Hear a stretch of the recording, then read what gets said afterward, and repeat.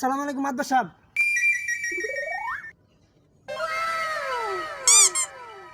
ওই তুই কই গেছিলি? আজকে শুক্রবার আর মাদ্দর বানাইছে কেডায়? আমার পোশাক আশাক দেখে বুঝালে আমি কই গেছিলাম।